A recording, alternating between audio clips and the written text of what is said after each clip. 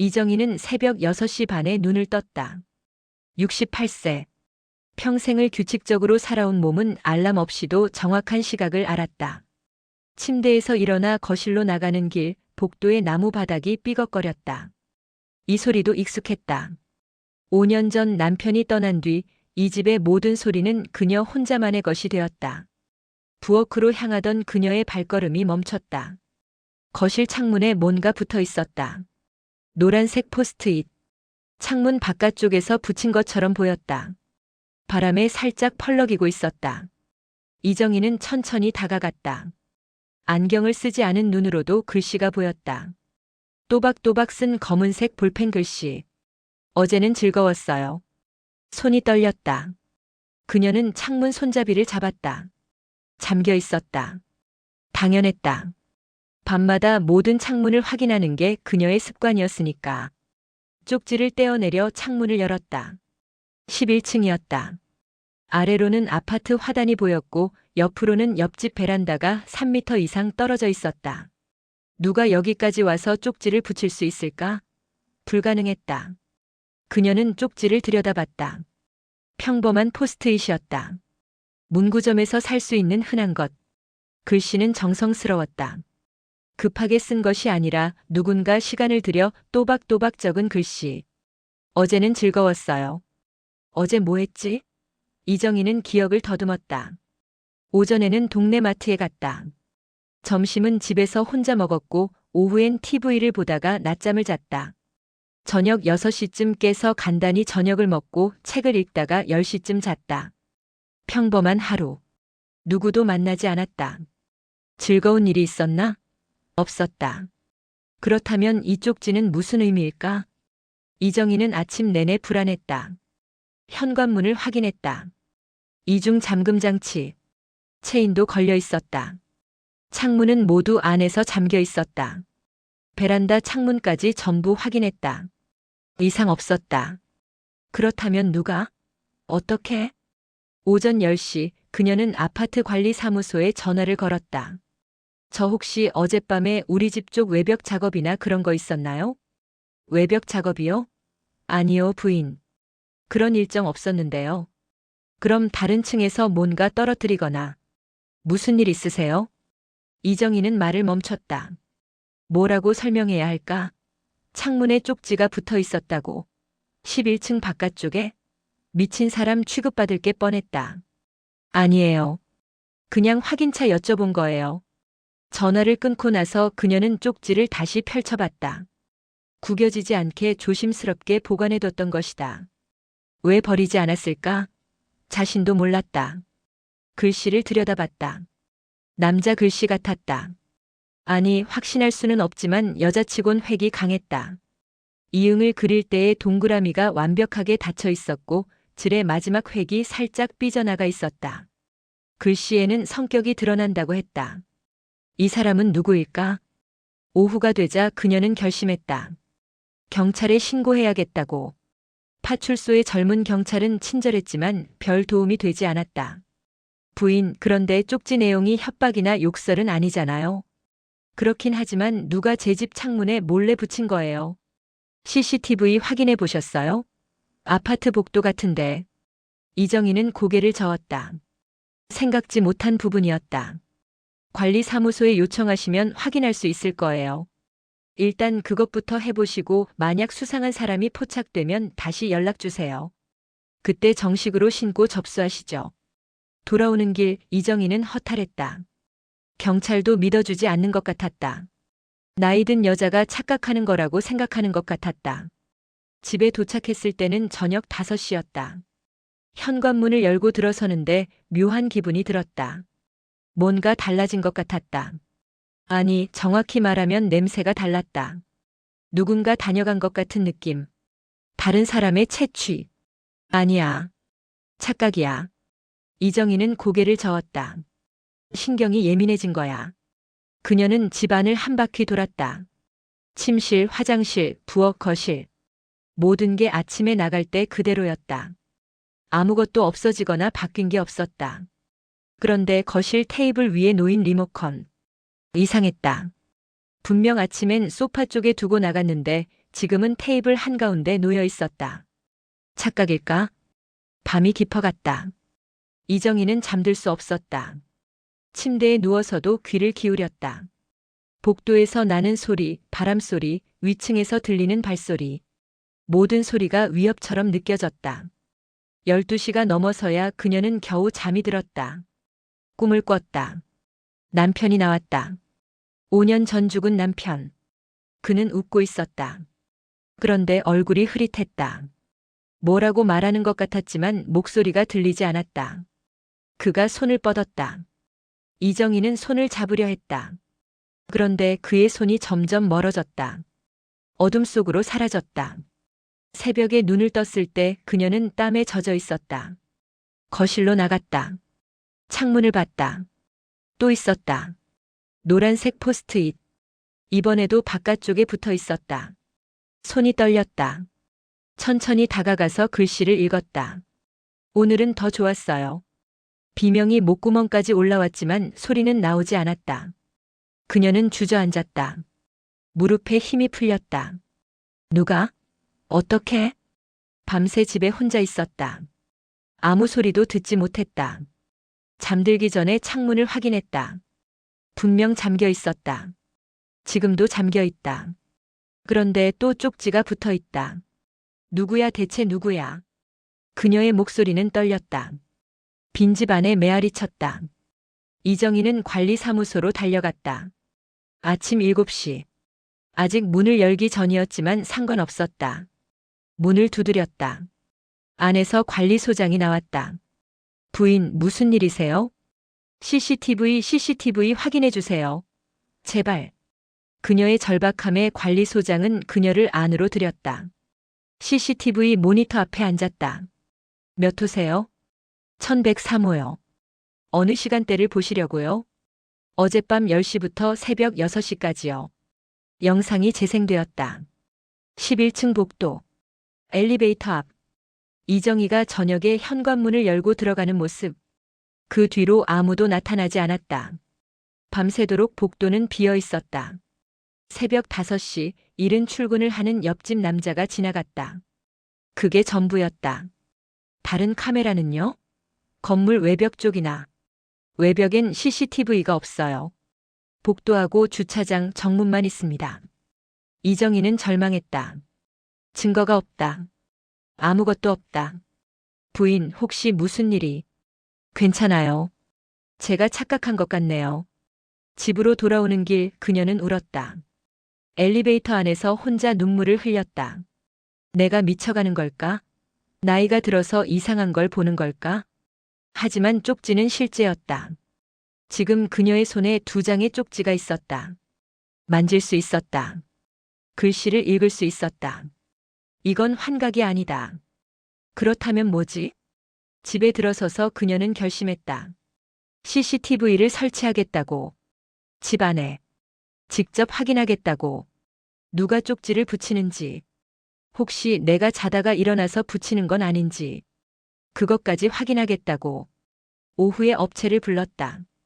거실에 하나, 현관에 하나, 침실 복도에 하나. 3대의 카메라를 설치했다. 기사는 친절하게 설명했다. 이 앱으로 실시간 확인하실 수 있어요. 녹화도 자동으로 되고요. 감사합니다. 기사가 떠나고 이정희는 카메라를 올려다봤다. 작은 렌즈가 그녀를 응시했다. 이제 알 수 있을 거야. 진실을. 그날 밤 그녀는 일부러 일찍 잠자리에 들었다. 9시. 평소보다 3시간 빠른 시간이었다.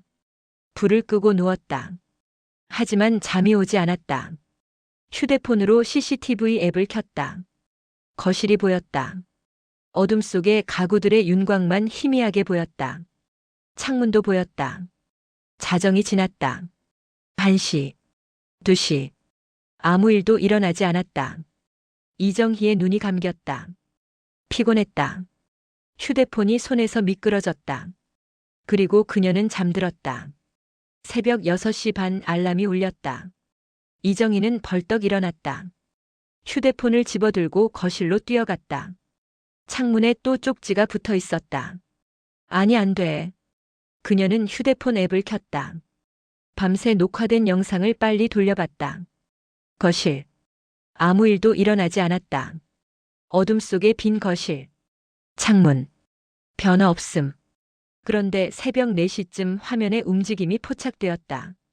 누군가 거실로 걸어 들어왔다. 이정희는 숨이 멎었다. 화면을 멈췄다. 확대했다.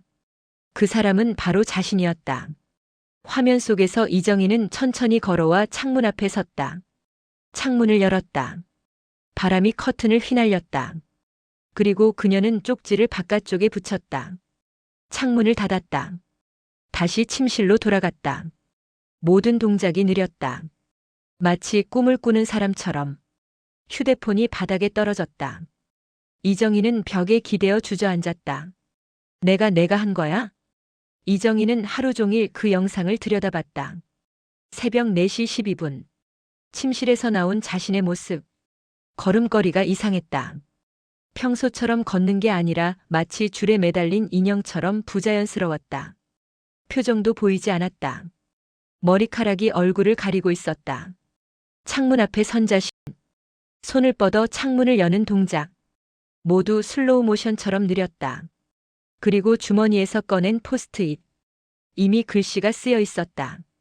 언제 쓴 걸까? 창문 바깥쪽에 붙이는 손놀림. 창문을 닫고 돌아서는 뒷모습. 화면 속 자신은 다시 침실로 걸어 들어갔다. 문이 닫혔다. 이정희는 10번도 넘게 그 장면을 돌려봤다. 믿을 수 없었다. 아니, 믿고 싶지 않았다. 내가 꿈을 꾸면서 한 걸까? 그녀는 중얼거렸다. 몽유병. 그런 단어가 떠올랐다. 어렸을 때 오빠가 몽유병이 있었다. 한밤중에 일어나 부엌에 가서 물을 마시고 아침이 되면 전혀 기억하지 못했다. 나도 그런 걸까?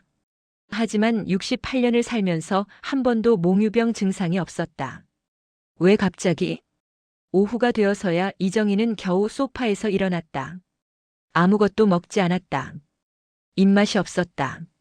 머릿속이 복잡했다. 휴대폰이 울렸다. 딸이었다. 엄마, 요즘 통화도 안 받으시고 그러시네. 괜찮으세요? 응, 괜찮아. 목소리가 이상한데? 어디 아프세요? 아니야. 그냥 좀 피곤해서.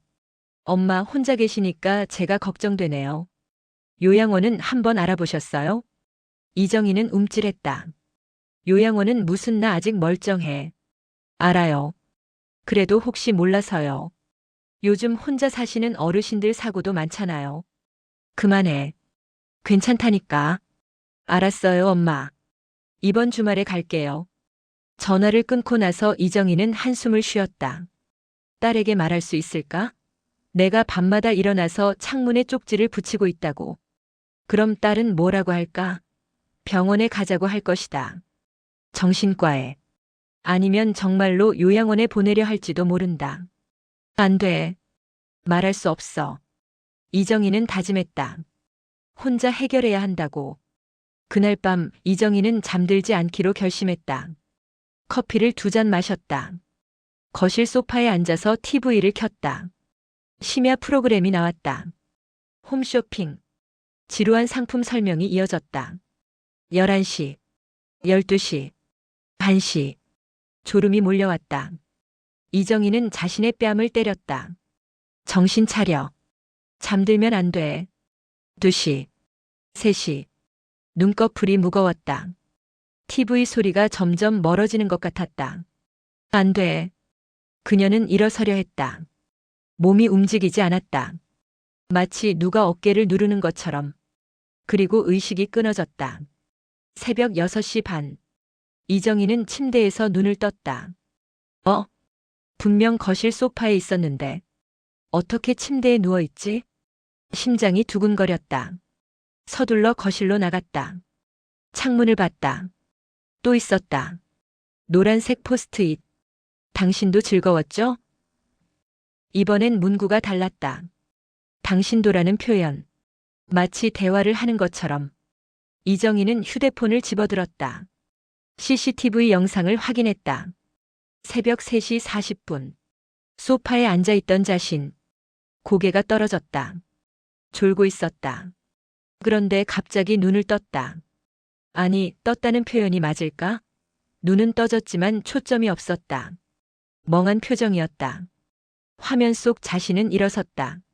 침실로 걸어갔다. 잠시 후 침실에서 나왔다. 손에 포스트잇과 펜을 들고 있었다. 소파에 앉았다. 펜을 들어 무언가 쓰기 시작했다. 이정희는 화면을 일시정지했다. 확대했다. 글씨를 쓰는 장면. 천천히 또박또박. 당신도 즐거웠죠? 글씨를 다 쓴 자신은 일어나서 창문으로 갔다. 창문을 열고 쪽지를 붙였다. 창문을 닫았다. 그리고 다시 침실로 걸어 들어갔다. 모든 동작이 기계적이었다. 감정이 없었다. 이정희는 손이 떨렸다. 휴대폰을 놓쳤다. 바닥에 떨어진 휴대폰 화면에서 자신의 얼굴이 보였다. 텅 빈 눈동자. 미쳤어, 내가 미쳤어. 이정희는 병원에 가기로 결심했다. 동네 내과에 들어섰다. 젊은 의사가 그녀를 맞았다. 어디가 불편하세요? 저 최근에 잠을 잘 때 이상한 행동을 하는 것 같아요. 몽유병 같은 거 말씀이신가요? 네, 그런 것 같아요. 의사는 몇 가지 질문을 했다. 언제부터 시작됐는지, 얼마나 자주 일어나는지, 다른 증상은 없는지. 이정희는 대답했다. 며칠 전부터. 매일 밤. 기억이 없다고. 일단 기본적인 검사를 해보시죠. 혈액 검사하고 MRI 예약도 잡아드릴게요. MRI요? 네. 뇌에 이상이 있는지 확인해 봐야 할 것 같아서요. 혹시 최근에 넘어지셨거나 머리를 다치신 적은 없으세요? 아니요. 없어요. 검사는 일주일 후로 예약됐다. 이정희는 처방전을 받아들고 병원을 나왔다. 수면제였다. 의사는 말했다. 일단 푹 쉬는 게 중요하다고. 하지만 이정희는 알고 있었다. 수면제로는 해결이 안 된다는 걸. 뭔가 더 깊은 문제가 있다는 걸. 그날 밤 이정희는 다른 방법을 시도했다. 침실 문을 잠갔다. 안에서 열쇠를 빼서 베개 밑에 숨겼다. 혹시 자다가 일어나더라도 문을 열 수 없게. 침대에 누워서 눈을 감았다. 수면제를 먹지 않았다. 약을 먹으면 더 깊이 잠들어서 무슨 일이 일어나는지 모를 것 같았다. 얼마나 지났을까? 이정희는 잠들었다. 꿈을 꿨다. 또 남편이 나왔다. 이번엔 남편이 뭔가 말하고 있었다. 입술이 움직였다. 하지만 소리가 들리지 않았다. 뭐라고? 뭐라고 하는 거야? 이정희는 소리쳤다. 꿈속에서 남편의 입모양이 보였다. 천천히 움직이는 입술. 기억해. 뭘 기억하라고? 남편이 손가락으로 무언가 가리켰다. 이정희가 고개를 돌렸다. 어둠 속에 누군가 서 있었다. 누구지? 남자? 여자? 그 사람이 다가왔다. 얼굴을 보려고 했는데 안 보였다. 흐릿했다. 그 사람이 손을 뻗었다. 이정희의 손을 잡았다. 차가웠다. 당신을 기다렸어요. 목소리가 들렸다. 남자 목소리. 낮고 부드러운. 당신은 누구? 기억 안 나세요? 모르겠어. 당신이 누구냐고. 이정희는 비명을 질렀다. 눈을 떴다. 새벽이었다. 침실은 어두웠다. 숨이 가빴다.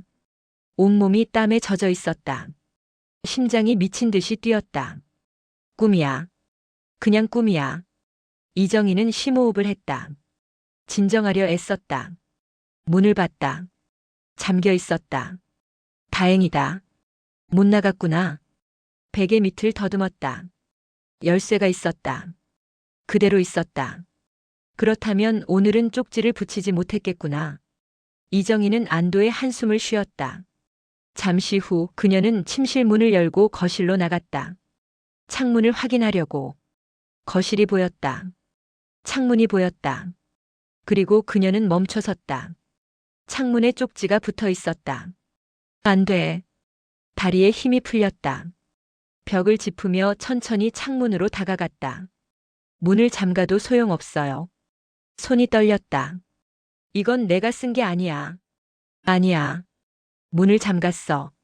열쇠도 베개 밑에 있었어. 내가 나갈 수 없었어. 그렇다면 누가? 이정희는 휴대폰을 집어들었다. CCTV 앱을 켰다. 어젯밤 영상을 빨리 돌렸다. 거실. 비어 있었다. 한밤중. 아무 일도 일어나지 않았다. 새벽 4시. 여전히 아무도 없었다. 5시. 변화 없음. 어떻게 된 거야? 이정희는 다른 카메라 영상을 확인했다. 현관. 아무도 들어오지 않았다. 복도 카메라. 침실 쪽. 그녀가 침실에서 나오는 장면도 없었다. 그렇다면 쪽지는 누가 붙인 걸까? 아니야. 분명 찍혔을 거야. 다시 확인해야 돼. 이정희는 거실 카메라 영상을 다시 재생했다. 이번엔 천천히. 한 장면 한 장면 놓치지 않으려고. 새벽 4시 30분. 화면이 순간 흔들렸다. 아주 잠깐. 0.5초도 안 되는 순간. 그리고 그 다음 프레임. 창문에 쪽지가 붙어 있었다. 뭐야 이게? 이정희는 그 부분을 다시 재생했다. 똑같았다. 화면이 흔들리는 순간 쪽지가 나타났다. 카메라 오류? 해킹? 아니면. 이정희는 온몸에 소름이 돋았다. 뭔가 잘못됐다. 뭔가 근본적으로 잘못됐다. 이건 몽유병이 아니다. 이건 그런 게 아니다. 거실 한가운데 서서 그녀는 주변을 둘러봤다. 익숙한 집. 5년 동안 혼자 살아온 이 집. 하지만 지금은 낯설게 느껴졌다. 마치 처음 보는 곳처럼. 창문 너머로 새벽 하늘이 밝아오고 있었다. 희미한 빛이 거실을 채웠다. 그리고 그 빛 속에서 이정희는 무언가 깨달았다. 쪽지에 쓰인 문장들. 어제는 즐거웠어요. 오늘은 더 좋았어요. 당신도 즐거웠죠? 문을 잠가도 소용없어요. 이건 내가 나한테 하는 말이 아니다. 이건 누군가가 나한테 하는 말이다. 그리고 나는 그 사람을 알고 있다. 아니, 알고 있었다. 하지만 지금은 기억나지 않는다. 도대체 누구야? 이정희의 목소리가 떨렸다. 텅 빈 거실에 메아리 쳤다. 이정희는 노트를 꺼냈다. 집안 서랍을 뒤지다 찾은 오래된 다이어리. 5년 전 것이었다. 남편이 죽던 해. 페이지를 넘겼다. 자신의 필체로 빼곡히 쓰인 일상들. 병원에 간 날, 장을 본 날, 딸 내 집에 간 날. 그런데 이상했다. 3월부터 5월까지 2달치가 비어 있었다. 아무것도 쓰지 않았다. 아니, 쓰지 않은 게 아니라 찢어져 있었다. 페이지가 깨끗하게 뜯겨나갔다. 내가 왜 찢었지? 기억이 나지 않았다. 이정희는 다른 서랍을 열었다. 사진첩을 꺼냈다. 오래된 사진들. 결혼 사진, 딸의 어린 시절, 남편과의 여행 사진들. 하나하나 넘기다가 그녀는 멈췄다. 여기도 사진이 뜯겨 있었다. 여러 장. 앨범에 붙어 있던 자국만 남고 사진은 사라졌다. 날짜를 확인했다. 20년 전쯤. 딸이 대학생이던 시절. 이 사진들은 뭐였지? 전혀 기억나지 않았다. 오후 이정희는 딸에게 전화를 걸었다. 은주야. 엄마 무슨 일이세요? 너 혹시 기억나니? 내가 대학생 때 우리 집에 자주 오던 사람 있었잖아. 누구요? 제 친구들요? 아니, 그게 아니고. 이정희는 말을 멈췄다. 뭐라고 설명해야 할까? 자신도 정확히 무엇을 묻는 건지 모르겠었다. 엄마, 무슨 말씀을 하시려는 거예요? 아니다. 괜찮아. 그냥 문득 궁금해서. 엄마, 정말 괜찮으세요? 목소리가 계속 이상해요. 괜찮다니까. 끊을게. 전화를 끊고 이정희는 한숨을 쉬었다. 딸도 모른다. 아니, 딸에게 물어본 것 자체가 잘못됐는지도 모른다. 문제는 자신이었다. 기억이 없다. 분명히 뭔가 있었는데 무엇인지 떠오르지 않는다. 저녁이 되었다. 이정희는 거실 소파에 앉아 있었다. TV는 켜져 있었지만 무슨 프로그램인지 신경 쓰지 않았다. 멍하니 화면을 바라보고 있었다. 문득 이상한 감각이 들었다. 데자비. 이 장면, 이 순간이 낯익었다. 소파에 앉아 TV를 보는 이 모습. 전에도 본 것 같았다. 언제? 어디서? 아니, 이게 아니다. 내가 본 게 아니라 누군가 나를 본 것이다. 이정희는 주변을 둘러봤다. 거실. 텅 비어 있었다. 하지만 느껴졌다. 시선이. 누군가 나를 보고 있다. 누구야? 대답은 없었다. 이정희는 벌떡 일어났다. 침실로 갔다. 옷장을 열었다. 옷들을 하나씩 꺼냈다. 뭔가 찾고 있었다. 무엇을? 자신도 몰랐다. 하지만 찾아야 했다. 옷장 깊숙한 곳에서 그녀는 상자 하나를 발견했다. 오래된 구두 상자. 먼지가 쌓여 있었다. 뚜껑을 열었다. 안에는 물건들이 들어 있었다. 편지 봉투 몇 개, 작은 선물 상자, 그리고 사진 한 장. 이정희는 사진을 집어들었다. 흑백 사진. 오래된 것. 젊은 자신이 찍혀 있었다. 30살쯤 옆에 남자가 서 있었다. 남편이 아니었다. 낯선 남자. 아니, 낯설지 않았다. 분명 본 적 있는 얼굴인데 누구지? 사진 뒷면에 글씨가 쓰여 있었다. 1988년 봄. 우리의 시작. 1988년. 이정희는 계산했다. 31세였다. 결혼한 지 7년째. 딸이 5살이던 해. 그때 이 남자와 무슨 일이 있었던 걸까? 이정희는 편지를 꺼냈다. 봉투를 열었다. 손편지였다. 남자 글씨. 또박또박 쓴 정성스러운 글씨. 정희 씨에게. 오늘 당신을 만나서 행복했습니다. 당신의 미소가 아직도 눈에 선합니다. 다음에 또 만날 수 있을까요? 당신이 좋아하는 카페에서요. 기다리겠습니다. 편지에 서명은 없었다. 이름이 적혀 있지 않았다. 다른 편지도 읽었다. 비슷한 내용이었다. 만남에 대한 이야기, 기다림에 대한 이야기, 사랑에 대한 이야기. 이정희의 손이 떨렸다. 나는 이 사람과 관계가 있었다. 남편 몰래. 불륜. 그 단어가 머릿속에 떠올랐다. 안 돼, 내가 그럴 리 없어. 하지만 증거가 눈앞에 있었다. 사진, 편지, 그리고 이 상자를 숨겨둔 사실 자체가 증거였다. 그날 밤 이정희는 잠들지 않았다. 침대에 누워 천장을 바라봤다. 어둠 속에서 기억을 더듬었다. 1988년. 무슨 일이 있었지? 천천히 떠올랐다. 파편처럼 흩어진 기억들. 어느 카페. 창가 자리. 누군가와 마주 앉아 커피를 마셨다. 남자였다. 젊고 다정한 목소리. 웃음소리. 손을 잡았다. 따뜻했다. 그 뒤로도 여러 번 만났다. 몰래. 남편 몰래. 딸 몰래. 왜? 왜 그랬지? 또 다른 기억. 남편과의 다툼. 차가운 목소리. 당신은 이해 못해. 절대. 혼자 우는 밤들. 외로움. 그리고 그 남자가 나타났다. 따뜻하게 안아줬다. 괜찮아요. 내가 있잖아요. 사랑이었을까? 아니면 도피였을까? 이정희는 눈물을 흘렸다. 기억이 아팠다. 너무 오래 묻어둔 기억이 다시 살아나는 게 고통스러웠다. 새벽녘 그녀는 잠이 들었다. 얕은 잠. 꿈을 꿨다. 카페였다. 창가 자리. 햇살이 들어왔다. 맞은편에 남자가 앉아 있었다. 얼굴이 또렷하게 보였다. 정희 씨. 그가 말했다. 저를 기억하시나요? 당신은 우리 함께 했었잖아요. 오랫동안.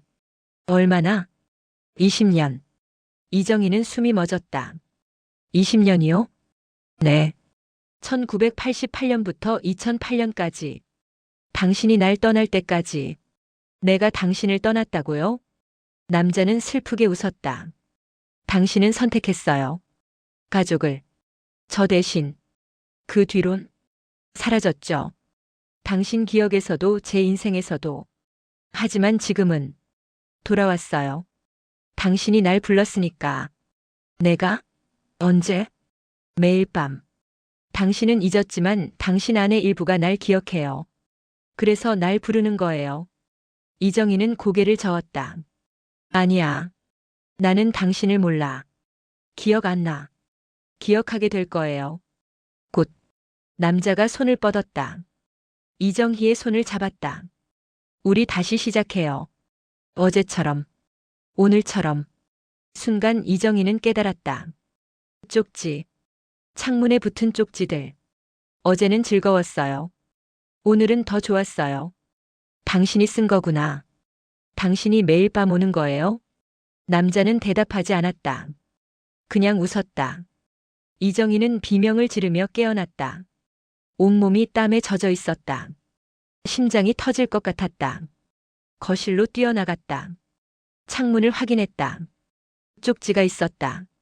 기억하기 시작했죠? 비명이 목구멍까지 올라왔지만 소리는 나오지 않았다. 이정희는 주저앉았다. 바닥에 털썩. 이게 뭐야, 대체 이게 뭐야? 휴대폰으로 CCTV를 확인했다. 어젯밤 영상. 새벽 4시. 거실. 아무도 없었다. 그런데 갑자기 화면이 흔들렸다. 그리고 그 순간 화면에 누군가 나타났다. 남자였다. 창문 앞에 서 있었다. 뒤에서 찍힌 모습. 키가 크고 어깨가 넓었다. 천천히 창문에 쪽지를 붙였다. 그리고 고개를 돌렸다. 카메라를 봤다.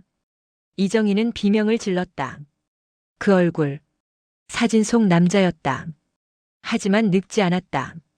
35년 전 모습 그대로였다. 남자는 카메라를 향해 미소 지었다. 입모양이 보였다. 오늘 밤 봐요. 화면이 다시 흔들렸다. 남자가 사라졌다. 이정희는 떨리는 손으로 그 상자를 다시 꺼냈다. 편지들을 펼쳤다. 하나하나 읽었다. 이번엔 끝까지. 마지막 편지에 날짜가 적혀 있었다. 2008년 3월 15일. 정희 씨. 당신이 날 떠나기로 결심했다는 걸 알아요. 당신 가족이 더 중요하다는 것도 이해해요. 하지만 약속해 주세요. 날 잊지 말아요. 우리의 20년을. 제발. 편지는 거기서 끝났다. 이정희는 달력을 확인했다. 2008년 3월. 그때 무슨 일이 있었지? 그리고 그녀는 기억했다. 그때 자신은 선택을 했다. 이 관계를 끝내기로. 남편이 알아버렸다. 남편은 분노했다. 딸을 데리고 떠나겠다고 위협했다. 그래서 그녀는 그 남자를 떠났다. 마지막 만남. 카페. 울면서 말했다. 미안해요. 더 이상 만날 수 없어요. 남자는 울지 않았다. 그냥 슬프게 미소 지었다. 괜찮아요. 당신 행복이 제 행복이니까. 그리고 그는 떠났다. 그 뒤로 다시는 보지 못했다. 아니, 보지 않았다고 생각했다. 하지만 지금 당신이 돌아온 거예요? 이정희는 중얼거렸다. 어떻게? 왜? 텅 빈 거실에서 대답은 없었다. 하지만 그녀는 알았다. 오늘 밤 그가 다시 올 것이다. 그리고 이번엔 기억할 것이다. 모든 것을. 이정희는 모든 쪽지를 테이블 위에 펼쳐놓았다. 어제는 즐거웠어요. 오늘은 더 좋았어요. 당신도 즐거웠죠? 문을 잠가도 소용없어요. 기억하기 시작했죠? 5장의 쪽지. 모두 같은 필체였다. 또박또박한 글씨. 정성스럽게 쓴 글씨. 이정희는 책장으로 갔다. 남편의 유품이 보관된 상자를 꺼냈다. 5년 전 남편이 죽고 나서 정리해둔 것들. 일기장을 꺼냈다. 남편의 일기. 죽기 한 달 전까지 쓴 것. 페이지를 펼쳤다. 남편의 글씨가 보였다. 그리고 이정희는 숨이 멎었다. 똑같았다. 쪽지의 글씨와 남편의 글씨가. 이응을 그릴 때의 완벽한 동그라미. 요의 마지막 획이 살짝 올라가는 모양. 어의 첫 획이 강한 피랍. 모두 일치했다. 아니야. 이정희는 고개를 저었다. 남편은 죽었어. 5년 전에. 장례식도 치렀어. 화장했어. 이럴 리 없어. 하지만 눈앞의 증거는 명확했다. 쪽지를 쓴 사람은 남편이었다. 아니, 남편의 글씨를 그대로 흉내낸 누군가였다. 이정희는 남편의 일기를 읽기 시작했다. 죽기 한 달 전. 2020년 2월. 오늘도 정희는 나를 피한다. 내가 뭘 잘못했을까? 아니, 나는 안다. 내가 무엇을 했는지. 2020년 1월. 그녀를 다시 만났다. 15년 만에. 우연히. 아니, 우연은 아니었다. 나는 그녀를 찾아갔다. 미안하다고 말하고 싶었다. 이정희는 멈췄다. 그녀? 누구? 손이 떨렸지만 계속 읽었다. 정희는 모른다. 2008년 내가 무슨 짓을 했는지. 정희가 그 남자와 헤어진 건 내 때문이 아니었다. 아니, 내 탓이 맞다. 하지만 정희가 생각하는 것과는 다르다. 2019년 12월. 나는 거짓말을 했다. 정희에게, 그 남자에게, 모두에게. 나는 그 남자를 만났다. 2008년 3월. 정혜 몰래 그에게 말했다. 정희를 괴롭히지 마세요. 가족이 있는 사람입니다. 협박했다. 돈으로, 지위로. 이정희는 일기를 떨어뜨렸다. 뭐라고? 손을 떨며 다시 집어들었다. 그 남자는 순순히 물러났다. 정희를 사랑했으니까. 정희의 행복을 원했으니까. 나는 그것을 이용했다. 정희에게는 말하지 않았다. 당신이 그를 떠나지 않으면 딸을 데리고 가겠다고 협박했다. 정희는 나를 믿었다. 내가 진짜로 그럴 거라고 생각했다. 하지만 진실은 달랐다. 나는 이미 그 남자를 쫓아낸 뒤였다. 이정희는 거실 바닥에 주저앉았다. 모든 게 거짓이었다. 그녀가 선택한 게 아니었다. 선택당한 것이었다. 남편에 의해 조작당한 이별이었다. 왜 그랬어? 일기를 계속 읽었다. 2020년 1월.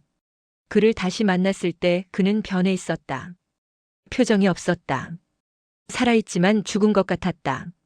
그는 말했다. 당신 때문에 모든 게 망가졌어요. 나는 아무 말도 못했다. 맞는 말이니까. 그는 계속 말했다. 정혜 씨는 날 잊었을 거예요. 당신이 그렇게 만들었으니까. 하지만 난 잊지 못해요. 평생. 그의 눈빛이 무서웠다. 증오가 아니었다. 그보다 더 깊은 무언가였다. 2020년 2월. 그가 사라졌다. 만난 지 한 달 뒤. 아무도 그의 행방을 모른다. 경찰에 신고했지만 성인이라 수배는 안 된다고 했다. 나는 안다. 그가 어디로 갔는지. 아니, 무엇이 되었는지. 나는 두렵다. 그가 돌아올까봐.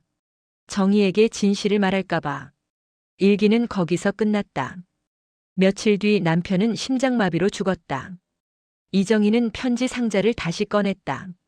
그 남자가 쓴 편지들. 20년치. 글씨를 확인했다. 한자 한자 비교했다. 그리고 깨달았다. 편지의 글씨와 쪽지의 글씨가 다르다. 편지는 부드러웠다. 곡선이 많았다. 따뜻한 느낌. 쪽지는 달랐다. 각졌다. 날카로웠다. 차가운 느낌. 하지만 남편의 일기 글씨와는 똑같았다. 어떻게 된 거지? 이정희는 혼란스러웠다. 그 남자가 쪽지를 쓴 게 아니다. 남편이 쓴 것이다. 아니, 남편의 글씨를 흉내낸 누군가. 그렇다면 CCTV에 찍힌 그 남자는 왜 남편의 글씨로 쪽지를 쓰는 걸까? 오후 이정희는 남편의 회사 동료에게 전화를 걸었다. 여보세요? 김 부장님이세요? 아, 정혜 씨. 오랜만이네요. 부장님 혹시 남편이 죽기 전에 이상한 행동 없었나요? 이상한 행동이요? 누군가를 만났다거나 무서워하는 것 같았다거나. 김 부장은 잠시 침묵했다. 있긴 했죠. 마지막 한 달 동안 표정이 안 좋았어요. 자주 혼자 중얼거리고. 한 번은 회의 중에 갑자기 비명을 지르기도 했어요. 비명을요? 네. 저리 가, 저리 가. 라고. 하지만 아무도 없었어요. 우린 그가 스트레스를 많이 받는다고 생각했죠. 그 외엔요?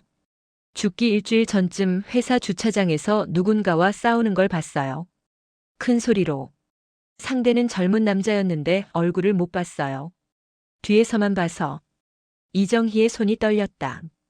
그 남자 어떻게 생겼나요? 키가 크고 어깨가 넓었어요. 검은 코트를 입고 있었고 CCTV에 찍힌 그 남자였다. 그날 밤 이정희는 잠들지 않기로 했다. 거실 소파에 앉아 있었다. 불을 다 켰다. 모든 조명을, CCTV도 확인했다. 휴대폰 화면으로 실시간 영상을 보면서 시계를 봤다. 자정. 아무 일도 일어나지 않았다. 1시, 2시, 3시. 여전히 조용했다. 이정희는 졸음을 참았다. 눈을 비볐다. 일어서서 걸었다. 거실을 왔다 갔다 했다. 4시가 가까워졌다. 그때였다. 불이 꺼졌다. 모든 조명이 동시에. 뭐야? 이정희는 일어섰다. 어둠 속에서 손을 더듬었다. 벽에 스위치를 찾았다. 눌렀다. 불이 켜지지 않았다. 정전? 하지만 창밖을 보니 다른 집들은 불이 켜져 있었다. 휴대폰 화면을 봤다. CCTV 앱도 먹통이었다. 연결 끊김. 심장이 두근거렸다. 그리고 들렸다. 발소리. 복도에서 천천히 다가오는 발소리. 누구? 이정희의 목소리가 떨렸다. 발소리가 멈췄다. 침묵. 그리고 목소리가 들렸다. 정희 씨. 남자 목소리. 낮고 차가운. 당신 남편 좋은 사람 아니었어요. 이정희는 뒷걸음질 쳤다. 누구야? 나와. 기억나지 않으세요? 저예요. 당신이 사랑했던. 거짓말. 당신 목소리 달라. 웃음소리가 들렸다. 섬뜩한 웃음. 당신 남편이 제 목소리를 바꿨어요. 모든 걸 바꿨죠. 발소리가 다시 들렸다. 더 가까이. 이정희는 주방으로 뛰었다. 서랍을 열었다. 칼을 집었다. 가까이 오지 마. 왜요? 우리 함께 했잖아요.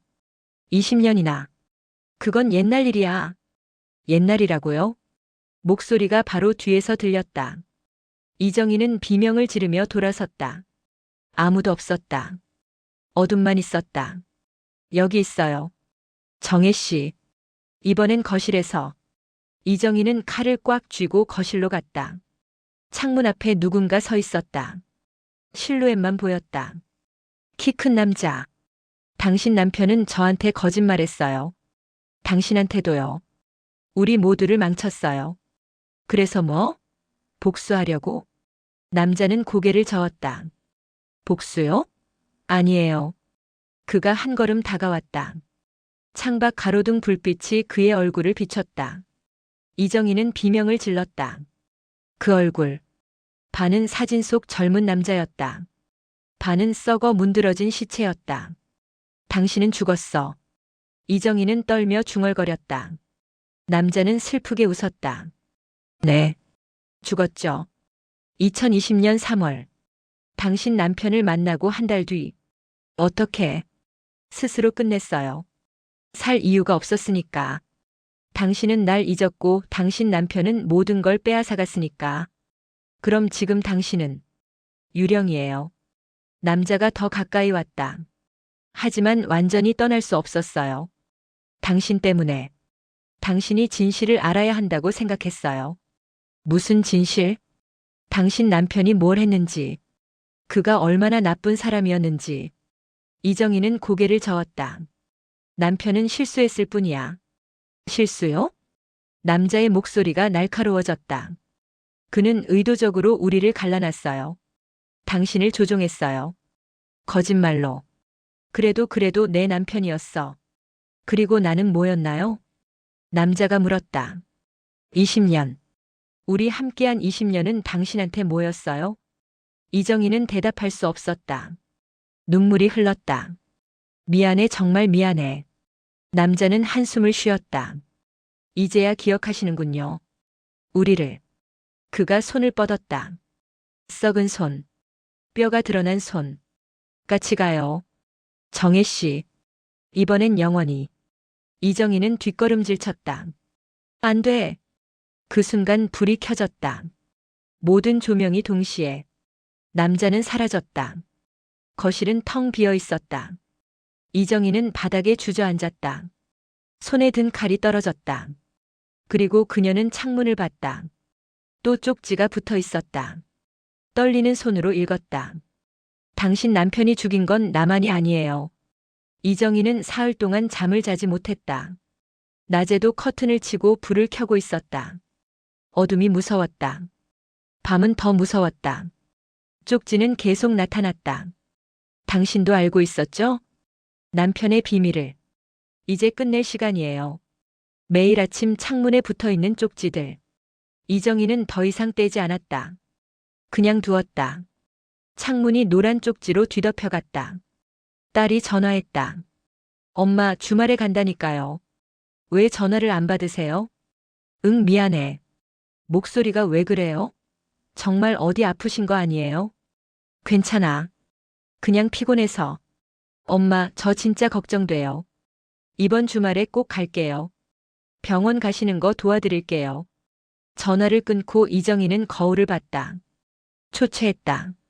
눈 밑에 다크서클이 짙게 내려앉았다. 뺨이 푹 꺼졌다. 머리카락은 헝클어져 있었다. 나 미쳐가는 건가? 그날 오후 초인종이 울렸다. 이정희는 움찔했다. 누구지? 딸은 주말에 온다고 했는데. 인터폰 화면을 봤다. 낯선 남자가 서 있었다. 중년. 50대 중반쯤 되어 보였다. 깔끔한 옷차림. 온화한 인상. 누구세요? 이정혜 씨 맞으시죠? 저 최민호라고 합니다. 최민호. 그 이름을 듣는 순간 이정희는 숨이 멎었다. 아니다. 최민호는 죽었다. 2020년에 유령으로 나타났다. 지난밤에. 저 누구시라고요? 최민호요. 이정혜 씨, 저 기억 안 나세요? 당신은 죽었어. 인터폰 너머로 남자가 당황한 표정을 지었다. 죽다니요? 저 멀쩡히 살아있는데요. 이정혜 씨, 문 좀 열어주세요. 할 말이 있어요.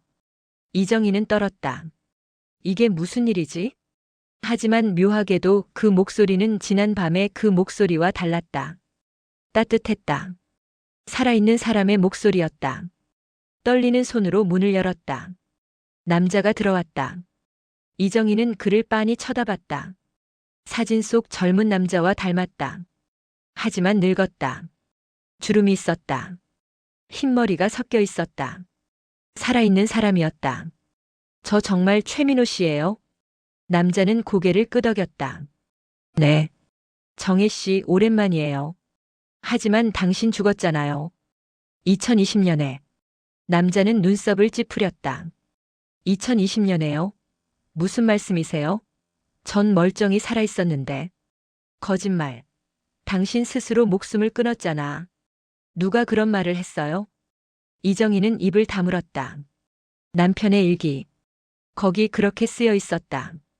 최민호는 한숨을 쉬었다. 앉으세요. 제가 설명할게요. 거실 소파에 마주 앉았다. 최민호는 천천히 말했다. 2008년 우리 헤어졌죠. 정혜 씨 남편 때문에. 알아요. 남편 일기를 읽었어요. 남편이 당신을 협박했다는 것도. 그뿐만이 아니에요. 최민호의 표정이 어두워졌다. 남편은 제 직장에도 연락했어요. 거짓말을 퍼뜨렸죠. 제가 유부녀를 유혹했다고. 회사에서 쫓겨났어요. 이정희는 손으로 입을 가렸다. 그런 것까지. 사업도 망했어요. 남편이 제 거래처들한테 압력을 넣었거든요. 전 모든 걸 잃었어요. 일, 명예. 그리고 당신까지. 미안해요. 정말 미안해요. 아니에요. 당신 잘못이 아니에요. 최민호는 쓸쓸하게 웃었다. 전 떠났어요. 서울을. 시골로 내려갔죠. 작은 마을. 거기서 다시 시작했어요. 하지만 그가 말을 멈췄다. 힘들었어요. 매일 당신 생각했어요. 20년을. 그 시간을 잊을 수가 없었어요. 그럼. 이정희는 떨리는 목소리로 물었다. 2020년에 남편을 만난 건요? 남편 일기엔 당신을 만났다고 쓰여 있었어요. 최민호는 고개를 끄덕였다. 맞아요. 만났죠.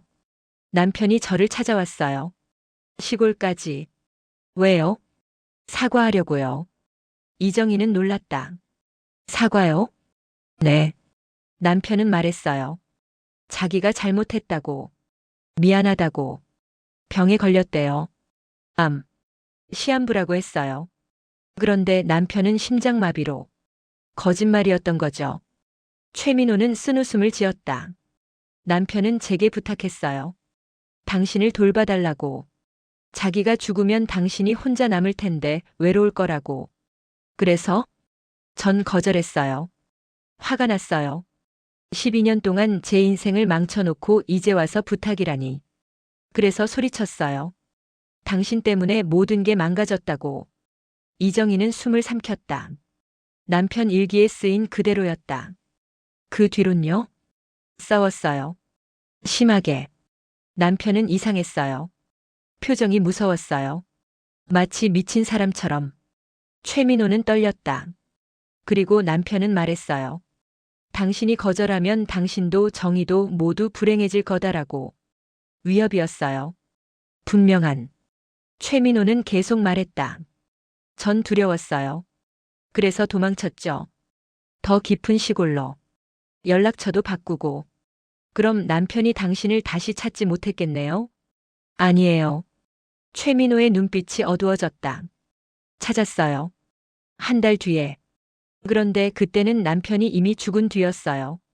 무슨 말이에요? 남편이 죽고 나서도 저한테 편지가 왔어요. 남편 이름으로. 이정희는 소름이 돋았다. 그게 무슨? 편지엔 이렇게 쓰여 있었어요. 내가 죽어도 넌 자유롭지 못할 거다. 정희도 마찬가지다. 우리 모두 묶여 있다. 최민호는 주머니에서 편지를 꺼냈다. 낡고 구겨진 편지. 이정희는 펼쳐 읽었다. 남편의 글씨였다. 쪽지와 똑같은 글씨. 이게 정말 남편이 쓴 거예요? 모르겠어요. 남편이 죽은 뒤에 도착했으니까. 누가 보냈는지는. 그래서 왜 여기 오신 거예요? 이정희가 물었다. 최민호는 잠시 망설이다 말했다. 한 달 전부터 이상한 일들이 생겼어요. 제 집에도. 무슨 일이요? 쪽지예요. 창문에 붙은 쪽지. 이정희는 숨이 멎었다. 쪽지요? 네. 매일 아침. 기억하고 있어. 곧 만나러 갈게. 우리 함께 있어야 해. 이런 내용들. 최민호는 떨었다. 처음엔 장난인 줄 알았어요. 하지만 CCTV를 확인해도 아무도 없었어요. 그리고 글씨가 당신 남편 글씨였어요. 저도 똑같아요. 이정희는 쪽지 뭉치를 꺼냈다. 최민호는 그것을 보고 얼굴이 하얘졌다. 똑같네요. 완전히 똑같아요. 두 사람은 서로를 바라봤다. 우리. 이정희가 중얼거렸다. 우리한테 무슨 일이 일어나고 있는 거죠? 그때였다. 불이 꺼졌다. 또 모든 조명이 동시에. 이정희와 최민호는 동시에 일어섰다. 또 시작이야. 이정희가 떨며 말했다. 뭐가요? 유령 매일 밤 나타나요. 정혜 씨, 그건. 최민호의 말이 끊겼다. 웃음소리가 들렸다. 여자 웃음소리. 낯설지 않은 목소리. 두 분 다 여기 계시네요. 목소리가 거실 구석에서 들렸다. 어둠 속에서 누군가 걸어 나왔다. 여자였다. 젊은 여자. 30대 초반쯤. 하지만 그 얼굴. 이정희는 비명을 질렀다. 자신의 얼굴이었다. 35년 전 젊은 시절의 자신. 안녕하세요. 오랜만이에요. 젊은 이정희가 웃었다. 정확히는 처음 만나는 거지만요. 최민호가 뒤로 물러섰다. 당신은 누구죠? 모르겠어요. 젊은 이정희가 최민호를 봤다. 민호 씨. 당신이 사랑했던 사람이에요. 진짜 정혜 씨. 무슨 소리야? 이정희가 소리쳤다. 내가 진짜 정희야. 젊은 이정희는 고개를 저었다. 아니에요. 당신은 가짜예요. 당신 남편이 만든. 뭐라고? 당신 남편은 당신 기억을 바꿨어요. 20년 전부터. 조금씩. 천천히. 당신이 눈치채지 못하게. 젊은 이정희가 다가왔다. 그리고 진짜 당신은 사라졌어요. 기억 속에 갇혔죠. 그녀가 손을 뻗었다. 이제 돌아갈 시간이에요. 당신이 있어야 할 곳으로. 이정희는 비명을 지르며 뒷걸음질 쳤다. 최민호가 그녀를 붙잡았다. 정혜 씨, 진정해요. 저 여자가 뭔지 몰라요? 알아요. 하지만 도망칠 곳이 없어요. 최민호는 젊은 이정희를 봤다. 당신이 진짜 정혜 씨라면 증명해 보세요. 젊은 이정희는 슬프게 웃었다. 증명이요? 좋아요. 그녀가 입을 열었다. 그리고 이정희만 아는 비밀을 말하기 시작했다. 1985년 가을. 젊은 이정희가 말하기 시작했다. 당신은 대학로 카페에서 첫 데이트를 했어요. 민호 씨하고. 그때 당신은 임신 3개월이었죠. 남편 아이를. 이정희는 얼굴이 하얘졌다. 그건 아무도 몰라. 맞아요. 아무도 몰라요. 민호 씨한테도 말 안 했죠. 죄책감 때문에. 그래서 그날 당신은 울었어요. 화장실에서 10분 동안. 최민호가 이정희를 봤다. 정혜 씨, 그게 사실이에요? 이정희는 고개를 끄덕일 수밖에 없었다. 젊은 이정희는 계속했다. 1992년 봄. 당신은 민호 씨 생일에 시계를 선물했어요. 뒷면에 이니셜 새긴 은시계. 하지만 민호 씨가 받기 전에 당신이 바꿨죠. 다른 시계로. 왜? 그건 남편이 봤으니까. 영수증을. 그래서 당신은 무서웠어요. 들킬까봐. 이정희는 입술을 깨물었다. 모두 사실이었다. 충분해요? 젊은 이정희가 물었다.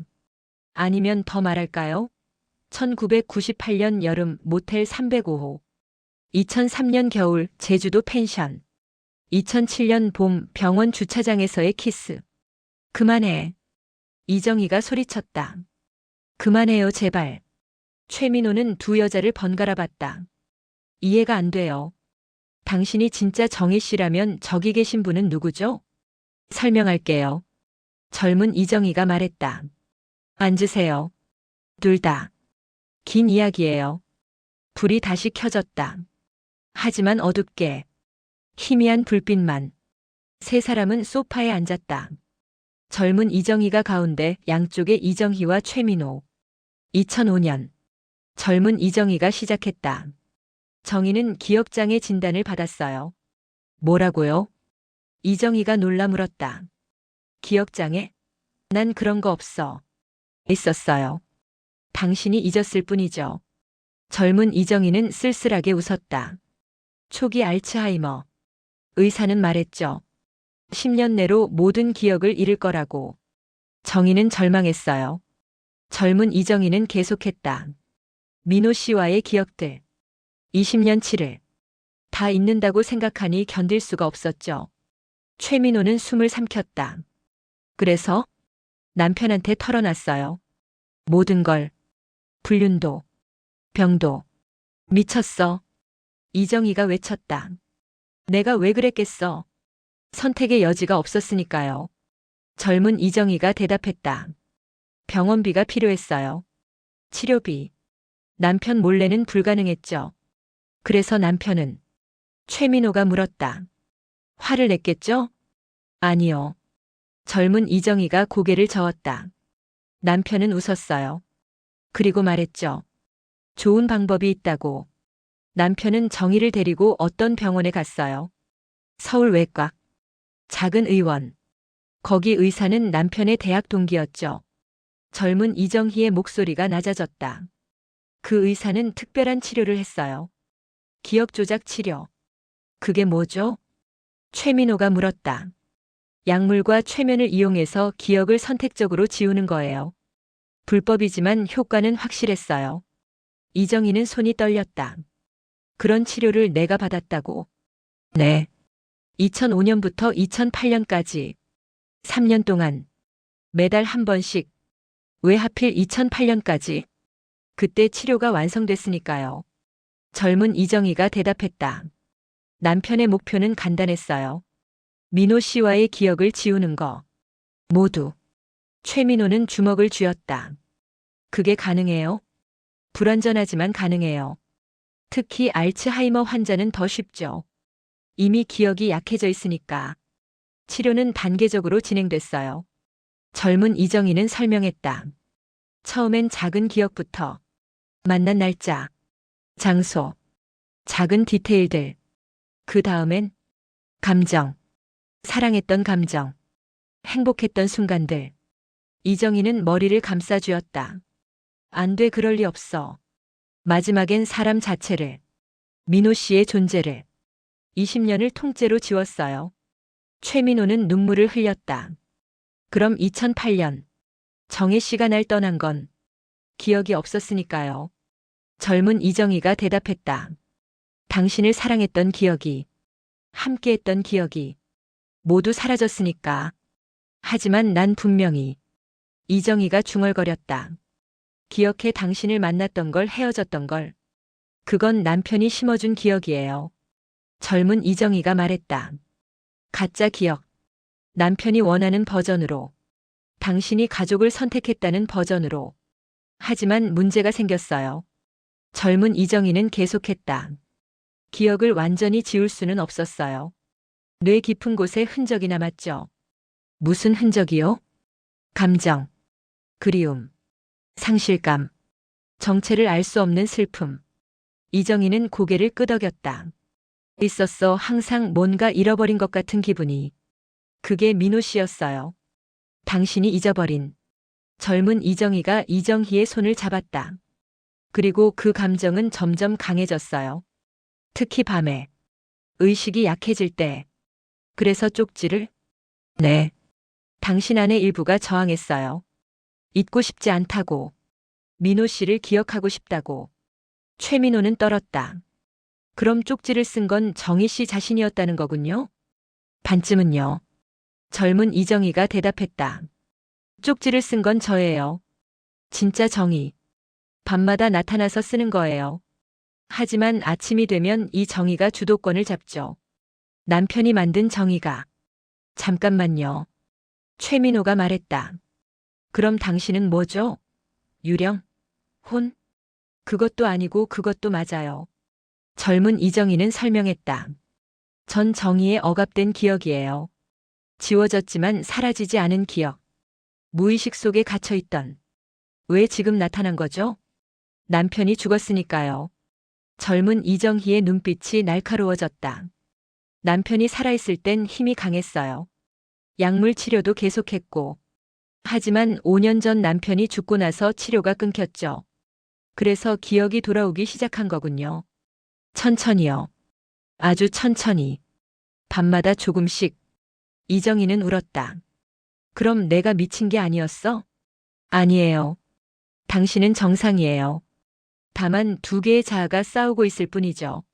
남편이 만든 자아와 원래의 자아. 그런데 한 가지 더. 젊은 이정희가 말했다. 남편은 치료하면서 다른 것도 심었어요. 뭘요? 명령. 그녀의 목소리가 떨렸다. 최면 암시. 만약 민호 씨가 다시 나타나면 당신이 해야 할 일을. 최민호는 뒤로 물러섰다. 무슨 일이요? 젊은 이정희는 대답하지 않았다. 대신 이정희를 봤다. 당신 기억나요? 지난 5년 동안.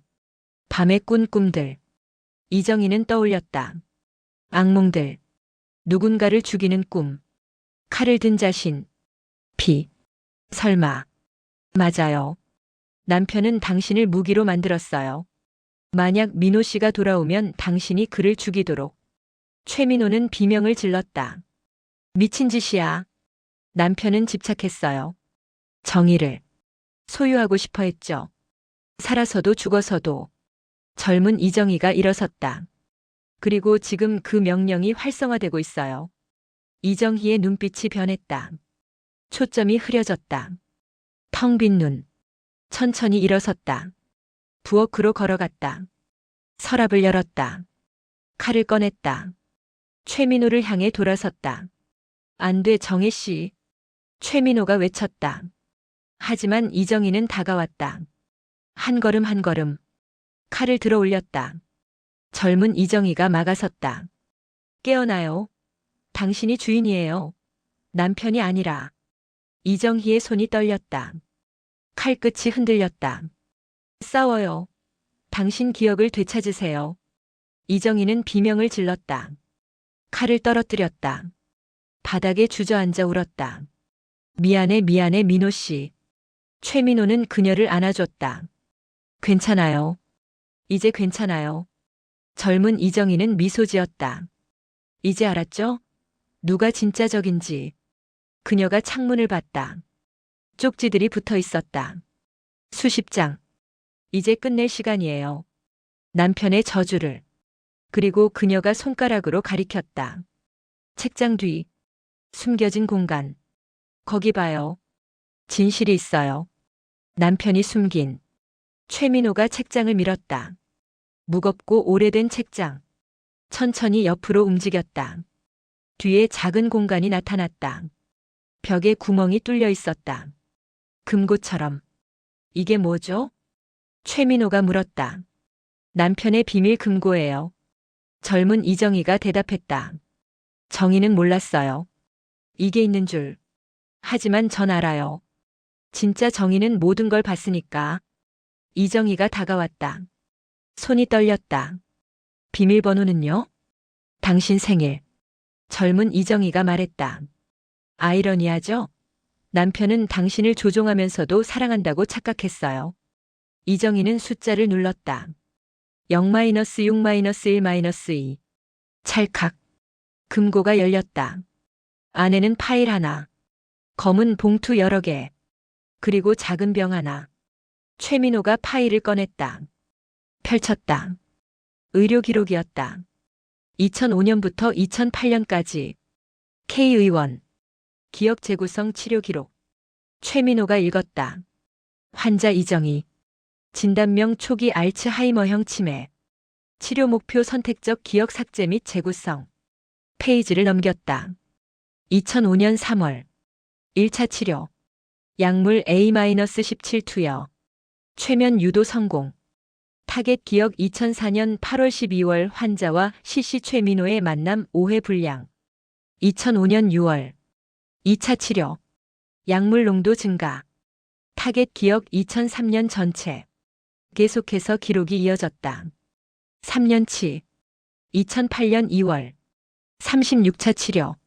최종 단계. 타겟 기억 1988년 2008년 전체. CC와의 모든 기억. 최민호는 손이 떨렸다. 20년을 다 지웠어. 이정희가 봉투를 열었다. 사진들이 쏟아졌다. 자신과 최민호의 사진들. 20년치. 찢어진 사진들도 있었다. 앨범에서 뜯어낸 것들. 다이어리에서 찢어낸 페이지들. 남편이 모아둔 거예요. 젊은 이정희가 말했다. 증거를. 당신의 불륜 증거를. 보험이었죠. 혹시 당신이 기억을 되찾으면 협박할 용도로. 이정희는 사진을 하나하나 봤다.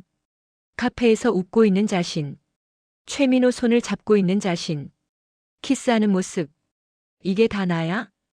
기억이 나지 않았다. 사진 속 자신이 낯설었다. 하지만 동시에 익숙했다. 가슴이 아팠다. 이유 모를 슬픔이 밀려왔다. 기억나기 시작했죠? 젊은 이정희가 물었다. 아직은 흐릿해요. 곧 명확해질 거예요. 최민호가 작은 병을 집었다. 라벨을 읽었다. A-17. 기억 억제제. 주의 장기 복용 시 심각한 부작용 발생 가능. 이게 뭐죠? 남편이 당신한테 먹인 약이에요. 젊은 이정희가 대답했다. 2008년 이후로도 계속. 당신 몰래. 비타민이라고 속이고. 이정희는 기억했다. 남편이 매일 아침 챙겨준 약. 건강에 좋으니까 꼭 먹으라고 했던. 5년 동안 계속 먹었어. 그래서 기억이 돌아오지 않았던 거예요. 약 때문에. 최민호는 주먹을 쥐었다. 부작용은요? 어떤 부작용이죠? 젊은 이정희는 침묵했다. 말해주세요. 기억 상실. 성격 변화. 그리고 그녀가 이정희를 봤다. 자아분열. 자아분열이요? 최민호가 되물었다. 약을 오래 먹으면 뇌가 혼란스러워져요. 진짜 기억과 가짜 기억을 구분 못해요. 그래서 두 개의 자아가 생기죠. 젊은 이정희가 설명했다. 하나는 남편이 만든 자아. 순종적이고 기억이 없는 정의. 그녀가 이정희를 가리켰다. 다른 하나는 원래의 자아. 저항하고 기억하려는 정의. 그녀가 자신을 가리켰다. 그게 나예요. 밤마다 나타나는. 이정희는 머리를 감싸쥐었다. 그럼 난 진짜가 아니라는 거야? 아니에요. 당신도 진짜예요. 다만 불완전할 뿐이죠. 반쪽만 가진 진짜. 젊은 이정희가 다가와 이정희의 손을 잡았다. 우리가 합쳐져야 해요. 그래야 완전한 정의가 돼요. 어떻게? 기억을 되찾으면 돼요. 모든 기억을. 쪽지. 젊은 이정희가 말했다. 제가 쪽지를 붙인 이유를 알아요? 최민호가 물었다. 왜요? 증거를 남기려고요. 증거요? 네. 우리가 함께 있었다는. 저와 민호 씨가. 젊은 이정희는 창문의 쪽지들을 봤다. 낮에 정희는 날 기억 못해요. 아침이 되면 모든 걸 잊어버려요. 그래서 전 쪽지를 붙였어요. 매일. 우리는 함께 있었다고. 당신은 나를 기억해야 한다고. 이정희는 쪽지들을 봤다. 어제는 즐거웠어요. 오늘은 더 좋았어요. 당신도 즐거웠죠? 이건 민호 씨한테 하는 말이 아니었어요. 젊은 이정희가 말했다. 나 자신한테 하는 말이었어요. 낮에 나한테. 우리는 행복했다고. 그 시간은 진짜였다고. 눈물이 흘렀다. 하지만 아무리 써도 소용없었어요. 아침이 되면 또 잊어버리니까. 약 때문에. 남편이 죽고 나서. 젊은 이정희가 계속했다. 약이 끊겼어요. 5년 전부터. 그래서 천천히 기억이 돌아오기 시작했죠. 왜 천천히죠? 최민호가 물었다. 뇌가 손상됐으니까요. 약물 부작용으로. 자연스럽게 회복되려면 시간이 필요했어요. 5년이나? 네. 그리고 이제 거의 다 돌아왔어요. 젊은 이정희가 이정희를 봤다. 당신도 느끼죠? 최근 몇 달 동안 이상했던 거. 이정희는 고개를 끄덕였다. 꿈을 많이 꿨어요. 낯선 사람들. 낯선 장소들. 하지만 전혀 낯설지 않았어요. 그게 기억이에요. 돌아오고 있는. 그래서 제가 나타난 거죠? 맞아요. 기억이 충분히 쌓이자 전 실체를 가질 수 있었어요. 밤마다. 하지만 문제가 있어요. 젊은 이정희의 표정이 어두워졌다. 남편이 심어놓은 명령. 최면 암시. 민호 씨를 죽이라는. 그것만이 아니에요. 젊은 이정희가 말했다. 또 다른 명령이 있어요. 파일 뒷장을 넘겼다. 마지막 페이지. 붉은 글씨로 쓰인 문장. 최종 명령 모든 기억이 돌아오면 환자는 스스로를 제거할 것. 침묵이 흘렀다. 제거라니. 최민호가 떨며 물었다. 자살이요? 젊은 이정희는 고개를 끄덕였다. 남편의 마지막 보험이에요. 만약 치료가 실패하고 정희가 모든 걸 기억하면 차라리 죽게 만드는 거죠. 미친놈. 최민호가 중얼거렸다. 그게 언제 발동되죠? 곧이요. 젊은 이정희가 이정희를 봤다.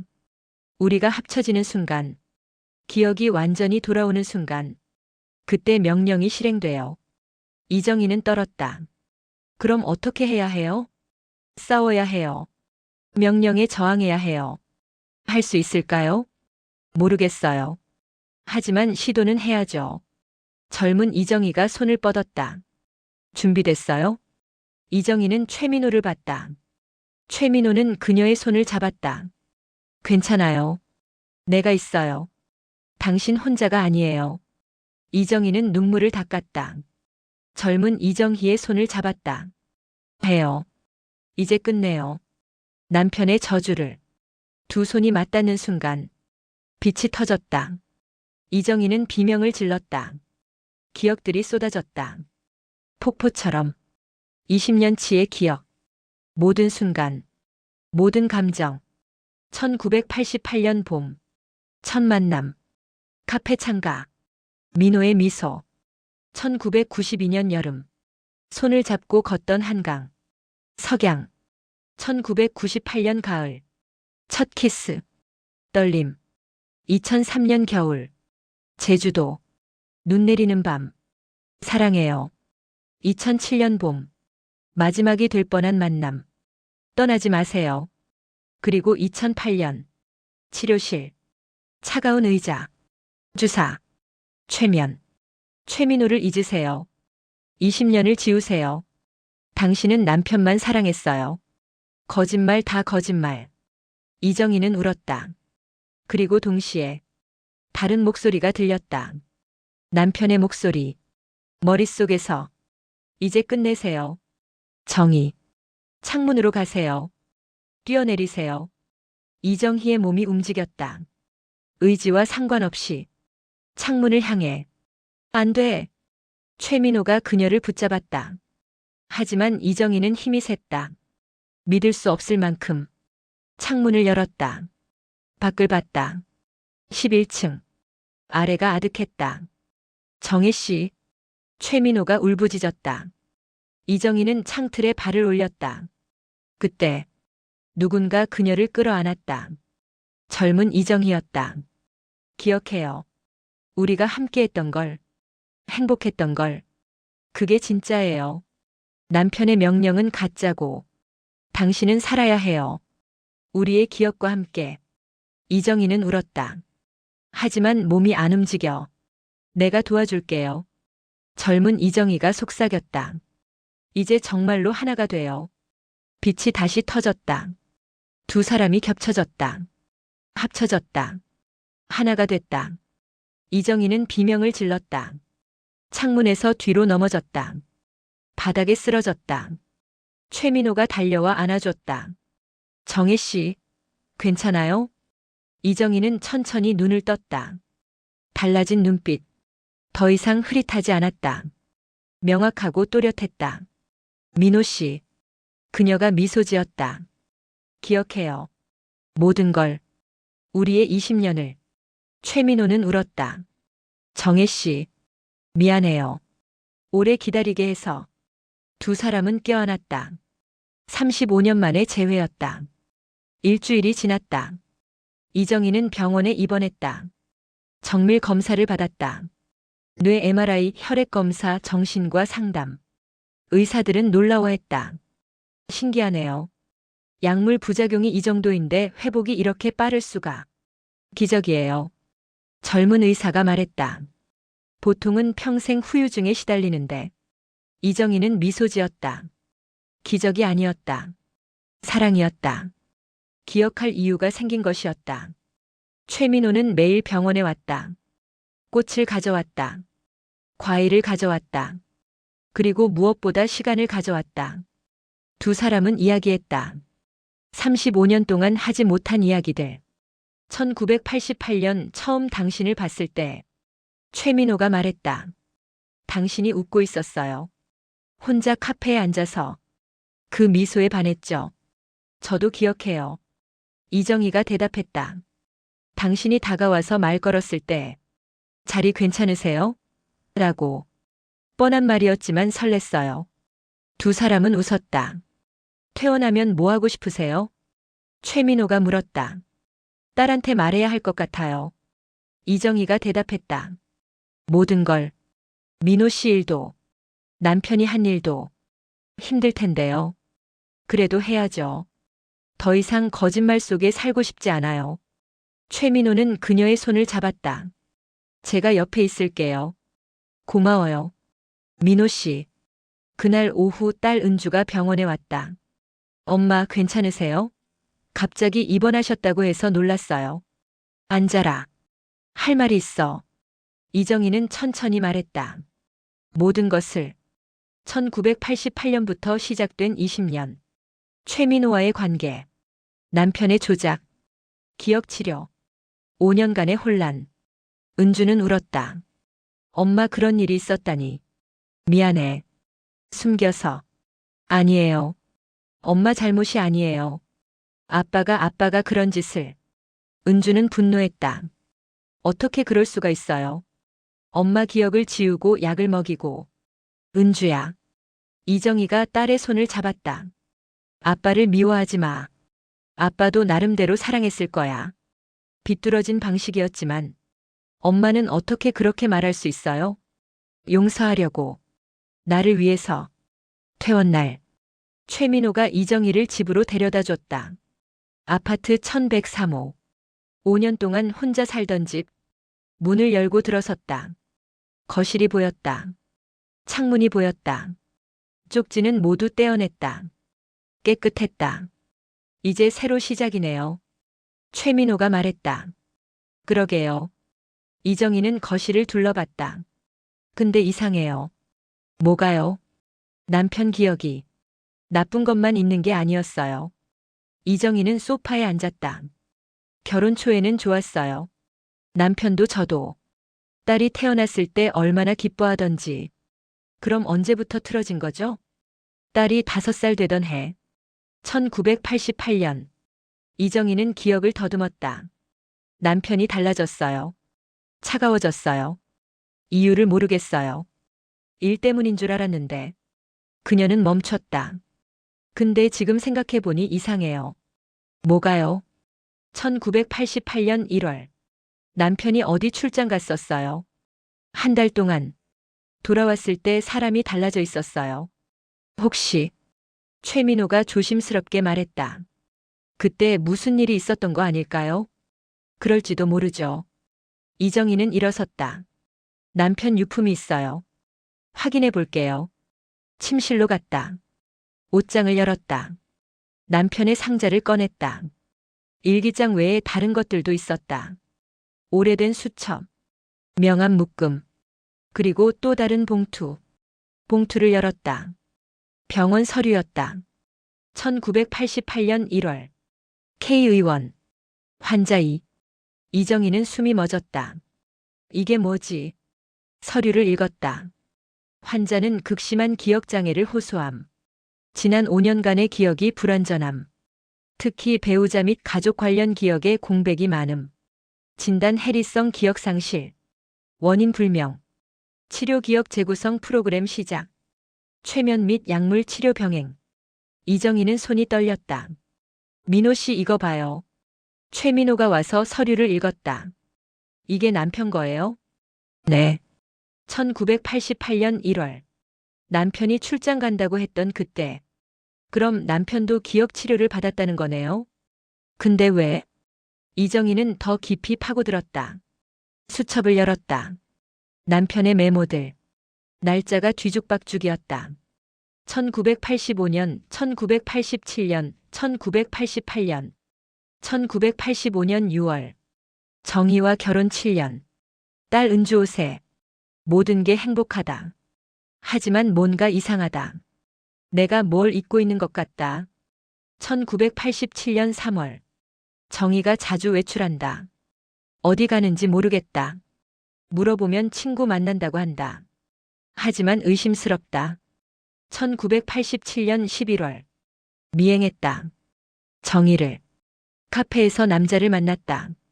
키 크고 잘생긴 남자. 누구지? 질투가 난다. 미칠 것 같다. 1988년 1월.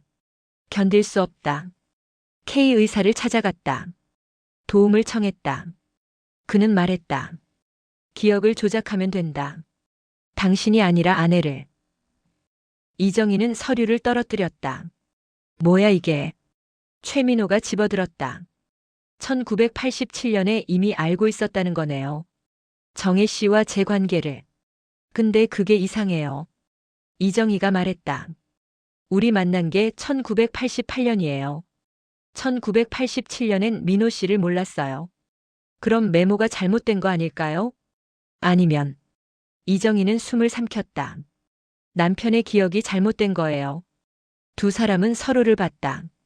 설마. 최민호가 중얼거렸다. 남편이 먼저 기억 치료를 받았고 그 과정에서 기억이 뒤섞인 건 아닐까요? 그럴 수 있어요. 이정희가 고개를 끄덕였다. 기억 치료는 위험해요. 자칫하면 진짜와 가짜를 구분 못해요. 그럼 남편은 착각했을 수도 있다는 거네요. 당신이 불륜을 저질렀다고. 아니면. 이정희는 더 깊은 가능성을 떠올렸다. 의도적으로 심어진 기억일 수도 있어요. 누가요? K 의사가. 이정희는 수첩을 더 넘겼다. 마지막 페이지에 메모가 있었다. K 의사는 이상한 사람이다. 그는 내게 말했다. 아내를 완전히 소유하고 싶으면 기억을 지배해야 한다. 무슨 뜻인지 모르겠다. 하지만 그의 눈빛이 무섭다. 이 의사. 최민호가 중얼거렸다. 실험을 한 거 아닐까요? 남편과 정혜 씨를 이용해서. 이정희는 전화를 걸었다. K 의원으로. 여보세요. K 의원입니다. 혹시 K 선생님 계세요? K 선생님은 5년 전에 돌아가셨습니다. 뭐라고요? 네. 2020년 3월에. 정확히는 자살하셨습니다. 이정희는 숨이 멎었다. 자살이요? 네. 유서를 남기셨는데 환자들한테 미안하다는 내용이었습니다. 잘못된 치료를 했다고. 전화를 끊고 이정희는 최민호를 봤다. K 의사. 죽었대요. 2020년 3월에. 그 시기. 최민호가 기억했다. 남편이 죽은 달이네요. 우연일까요? 아닐 거예요. 이정희는 깨달았다. 모든 퍼즐이 맞춰졌다. 남편은 피해자였어요. 그녀가 말했다. K 의사의. 그 의사가 남편한테 거짓 기억을 심었어요. 내가 불륜을 저지르고 있다는. 그래서 남편은 날 의심했고 치료를 시작했고, 그리고 실제로 정혜 씨가 저를 만나게 됐죠. 최민호가 이었다. 자기 실현적 예언이네요. 거짓 기억이 진짜 현실을 만든 거예요. 그럼 모든 게. 이정희는 울었다. K 의사 때문이었어요. 그 사람이 우리 모두를 망쳤어요. 왜 그랬을까요? 실험이었을 거예요. 기억 조작이 얼마나 강력한지, 사람의 인생을 얼마나 바꿀 수 있는지. 이정희는 분노했다. 우리는 실험 대상이었어요. 남편도, 나도, 민호 씨도.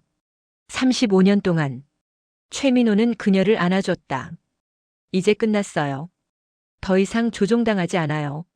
한 달 후. 이정희는 창문 앞에 섰다.